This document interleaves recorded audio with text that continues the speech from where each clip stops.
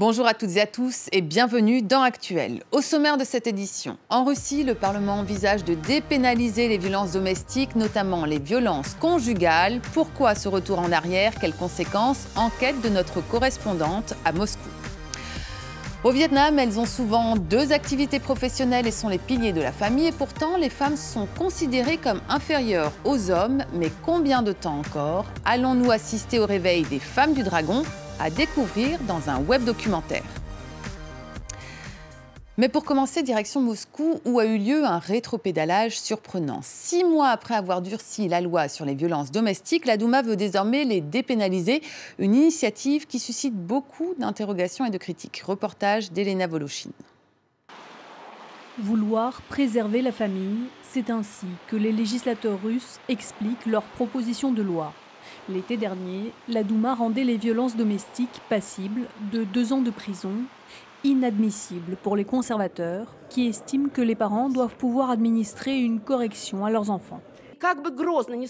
Même si lorsque l'on parle de donner des coups, cela peut faire peur, on parle de violence sans conséquence pour la santé, et même de violence sans violence. Dans la tradition familiale russe, les relations parents-enfants doivent être bâties sur l'autorité du pouvoir parental et sur l'impossibilité pour quiconque de se substituer à cette autorité. Alors, les violences domestiques dites sans séquelles graves vont être dépénalisées. Pourtant, en Russie, la justice est déjà loin d'être du côté des victimes. Il y a 2 ans, le compagnon de Natalia la bat tellement fort qu'elle attrape un couteau pour se défendre. Blessé légèrement, il appelle une ambulance et la police. Lui est emmené à l'hôpital, elle couverte d'échymose, en garde à vue au commissariat. J'ai essayé de parler aux ambulanciers. Je leur disais « Il m'a roué de coups, j'ai mal à la tête, je ne me sens pas bien, j'ai les jambes qui flanchent. » Ils m'ont répondu « Regarde ce que tu as fait. » Une fois au poste, Natalia se sent si mal que les policiers appellent les secours, mais ils l'accusent de simuler. Les secouristes refusent d'abord de l'emmener. Je l'ai supplié en disant « Si vous me laissez ici, je vais mourir. Je vais vraiment mal. » J'avais à peine la force de leur parler. Puis à l'hôpital, le médecin veut la garder, mais les policiers refusent. Ils la ramènent au commissariat et la menacent en vain pour qu'elle signe des aveux. Ils m'ont dit « Si vous signez, vous rentrez à la maison. Sinon, on vous envoie en prison. » Plus tard, on lui diagnostique un traumatisme crânien et une commotion cérébrale. Mais aujourd'hui, sous le coup d'une enquête pour agression préméditée, elle risque 10 ans de prison. Son agresseur, lui, n'a jamais été condamné. J'ai demandé à l'enquêteur « Vous croyez qu'on ne peut pas tuer une personne à coups de poing ?» Il m'a dit « Si, bien sûr, mais pour nous, la légitime défense, c'est s'il vous a mis un pistolet sur la tempe. » Pour les défenseurs des victimes, ce cas n'est pas isolé. En banlieue de Moscou, Aliona a fondé ce centre d'hébergement temporaire. Au 2e étage de cette maison de campagne, 5 chambres accueillent des femmes et leurs enfants. Nous recevons des appels presque tous les jours, jusqu'à 2-3 appels par jour. Nous devons les renvoyer ailleurs, parfois vers d'autres villes. Il n'y a pas assez de place dans les refuges. Si notre centre était plus grand, il serait complet 1 mois à l'avance. Parmi ces victimes, certaines attendent de recevoir une aide juridique et médicale.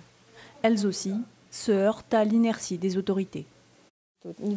Il n'y a pas longtemps, une femme a été tuée alors qu'elle a téléphoné 6 fois à la police. Et c'est un cas des plus banals. Aujourd'hui, une femme doit elle-même répondre de sa sécurité. Elle est seule contre tous. Contre sa famille, qui lui défend de laver son linge sale en public. Contre la police, qui lui dit qu'elle n'aura aucun recours contre son agresseur. Contre ses copines aussi, qui lui font comprendre que son mari la bat parce qu'elle est une mauvaise épouse et une mauvaise mère. Пап, перед сном ты меня просто обними и на ушко скажи, что лучше сына не найти. Не оставляй меня одного. Я прошу, не надо. Не кричи по пустякам, я тебя люблю, тебя. И я знаю почему. Pour protester contre cette banalisation de la violence, Anastasia a entrepris de sortir dans la rue avec un maquillage.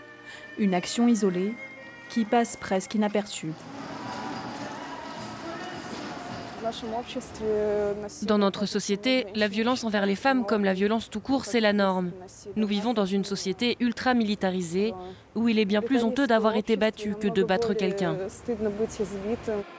Mais il y a une autre raison pour laquelle Anastasia proteste seule. Une autre loi qui interdit tout rassemblement sans autorisation préalable des autorités. En général, les autorisations de manifester sont refusées. La seule chose qu'on peut faire en Russie sans autorisation légale, c'est de porter seul une pancarte. Mais dans ce cas-là, l'activiste se retrouve seul dans un environnement hostile. Pour les militants de la cause, la nouvelle loi sur les violences domestiques ne ferait qu'aggraver une situation déjà critique. En Russie, selon la statistique officielle, 70 000 personnes en seraient victimes chaque année. Un chiffre loin du compte, car 70% d'entre elles souffriraient en silence.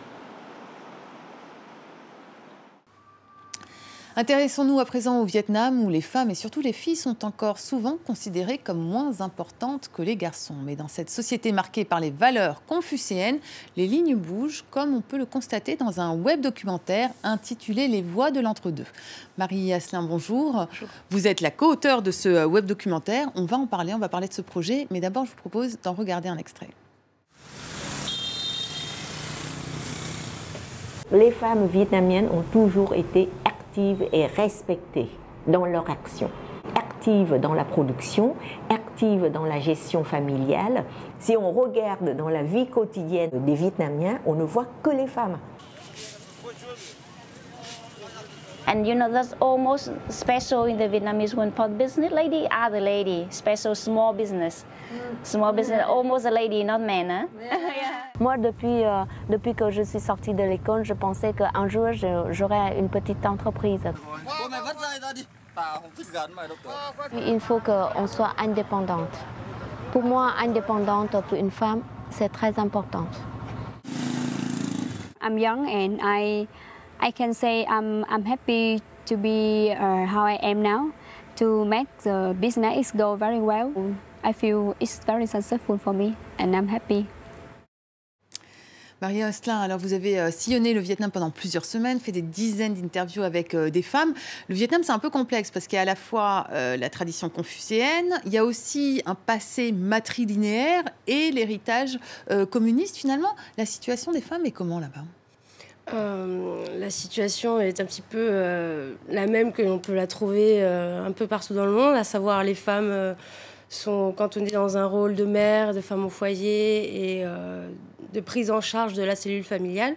En même temps, elles sont dans une activité économique foisonnante, à savoir 3/4 des femmes ont 1, 2 ou voire 3 emplois dans une même journée, en plus de la charge familiale et de l'équilibre avec le mari et sa belle famille, puisqu'en général, elle vit aussi avec la belle famille. Donc la situation leur demande énormément d'énergie et de courage. Et nous, on a pu constater une gente féminine réellement dynamique